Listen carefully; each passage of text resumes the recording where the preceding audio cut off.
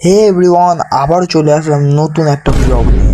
তো আশা করি তোমরা ভালোই আছো, আর আমি কি বলবো নতুন করে, আমিও ভালো আছি। তো ফুল ভিডিও দেখতে থাকো। সকালের ব্রেকফাস্টে কিচ্ছু নেই, তাই আবার চিত হয়ে শুয়ে পড়লাম। কি করবো? দুপুরের লাঞ্চ ছিল আনলিমিটেড ভাত, ডিমের তরকারি আর পটলের খোসা বাটা। লঙ্কার সাইজটা তো দেখে মানে কি বলবো, এমনি আমার ঘাম বেরিয়ে গেল। খেয়ে দেই হাঁটা দিলাম বেলঘড়িয়া স্টেশনের জন্য, কারণ আজ আমাদের একটা টার্ফ টুর্নামেন্ট ছিল। সোদপুর টার্ফে আমাদের টুর্নামেন্টটা ছিল, তাই বেলঘড়িয়া স্টেশনে চলে এসেছিলাম সবাই। তারপর সোদপুরে এসে অটো ধরে নিলাম, অটো ধরে চলে এসেছিলাম টার্ফে। টার্ফে এসে দেখি ফার্স্ট ম্যাচ শুরু হয়ে গেছে। আমাদের 4 নম্বর ম্যাচ ছিল। ফার্স্ট ম্যাচ দেখতে দেখতে আমাদের 4 নম্বর ম্যাচ চলে এসলো।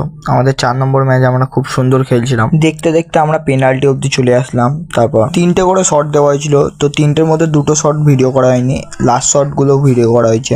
লাস্ট শটে আমরা একটা গোল দিয়েছিলাম। তারপরে আমাদের গোলকি চেঞ্জ করেছিলাম, দীপকে রেখেছিলাম।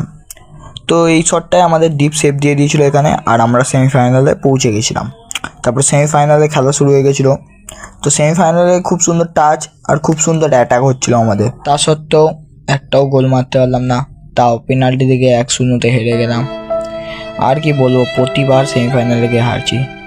চলো আজকের জন্য এতটাই, টাটা।